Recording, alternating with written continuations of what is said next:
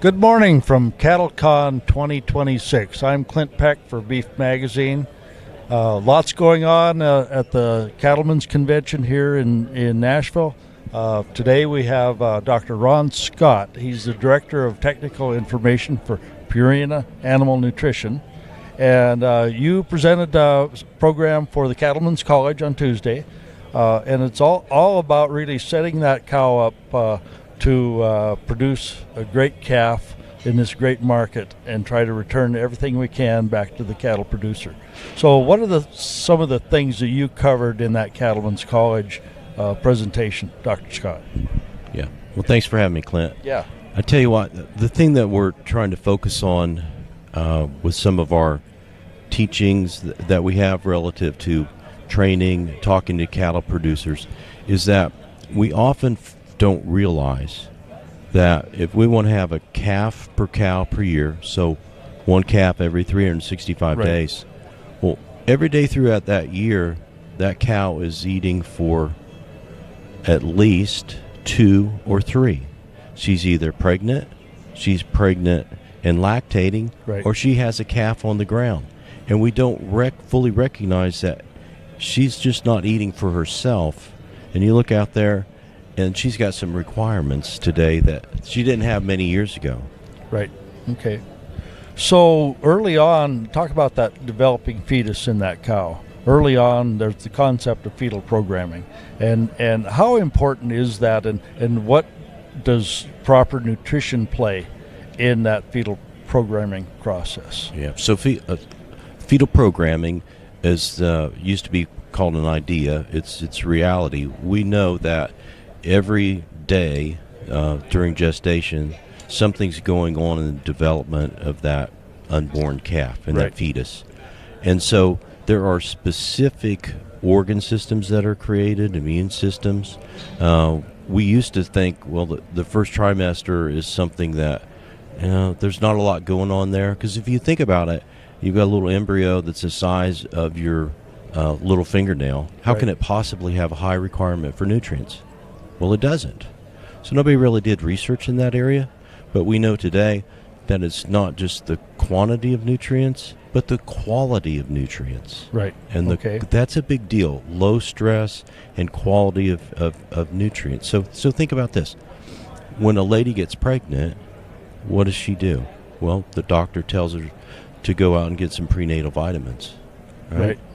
And when does she take them? Every day. It's not an option. Right? What do we do when our cows get pregnant different? Every day. We don't do anything different.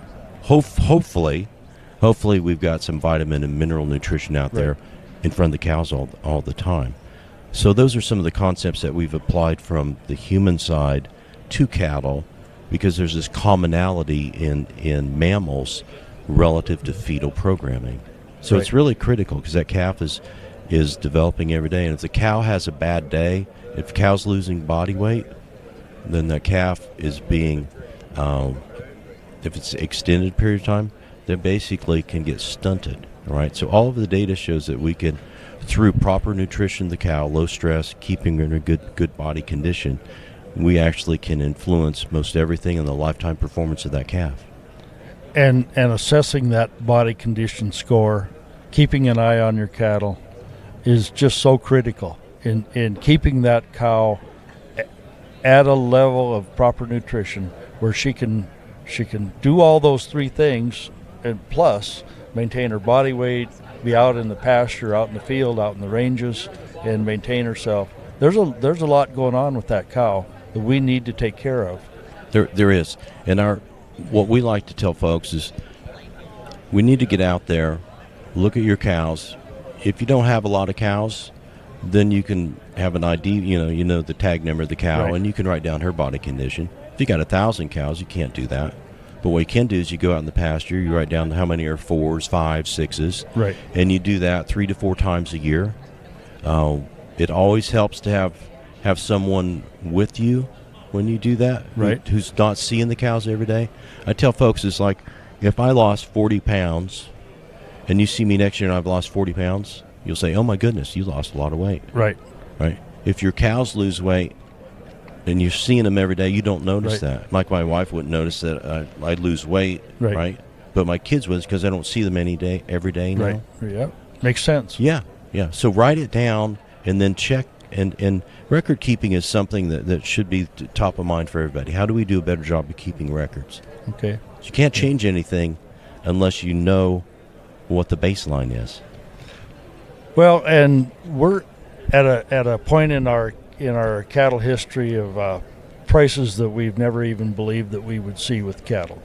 And right now, the risk, a lot of us believe, is not in pricing, but the risk is in keeping those animals alive out on the pasture, keeping them thrifty, healthy, gaining, and that's where the risk lies, and proper nutrition can certainly help mitigate that risk, correct? Yeah, that's right. And I think one of the big things that we overlook in all of this is the development of heifers. Okay, heifer development. Yeah, it's a big deal. And the reason why I say that is that through a lot of the data that's been accumulated over the years, one of the most important aspects is first service conception rate. Right. Right? So the importance of that is that heifers that were born first in the calving season means Right. that their mama conceived on first service conception. You select those heifers, and then those heifers that are bred first service conception, they actually stay in the herd longer than heifers that were bred first time Right. when they're virgin heifers on the second or third service. And there's a lot of data on that. So literally the most important and most overlooked aspect in herds across the U.S. is the focus or lack thereof Right. on first service conception rate. And then here's your big monetary thing, right? So weight per day of age of a calf is approximately 2 pounds, maybe Right. 2.5 pounds. We had a great year. Ours was 2.5 pounds this year at our research farm. So just use 2 pounds, 21-day heat cycle. Right. That's 40 pounds. Calves worth $4 a pound. There's Do the math. $160. Some people have longer breeding seasons. Right. You know, you go 21, 42, up to 84. You're looking at $600 in some cases. Right. If you get $5 calves. So it's an unbelievable loss in our industry by having an extended breeding season, particularly if you're all weaning on the same day. Right. Because you have that, you can't recoup that. And it's always been that way. It's just that cattle are worth so much now. We need to rethink everything. So one thing that we've been doing at our location that's really helped us, we focus on first service conception. Okay. But we're developing our heifers totally different than we used to. And the reason why is I need my cows to stay around for a long time. So herd longevity Right. is something I want people to go out and what percent of my cows are 8, 7, 6, 5, 4 years old? Right. What percent of your cows are in that? And you'll be very surprised that how many old cows aren't there, particularly if you have like a 60-day Right. breeding season, 90-day. You need them around 8 years, in some cases 10 years, right? Because the average shows that around 4.5 years is how long it takes for a heifer to break even, Right. right? And if you're losing a heifer on her second calf, she didn't turn Money a out profit. the door. She did not turn a profit. So we need to Right. keep these cows in a herd as long as we can. And the way we can get that done is through focusing on heifer development, right? Because I want more calves and I want heavier calves.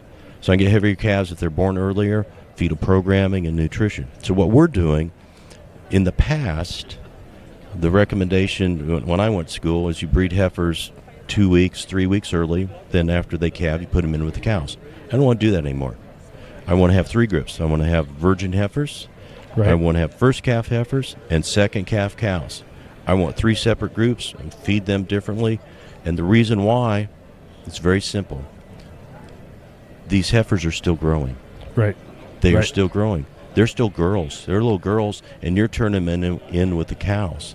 Well, the most important thing for them is not to get rebred. The most important thing for them is for them to grow and make milk for the calf on the ground. Right. So that's why we lose a lot of cows that are young because they're still growing.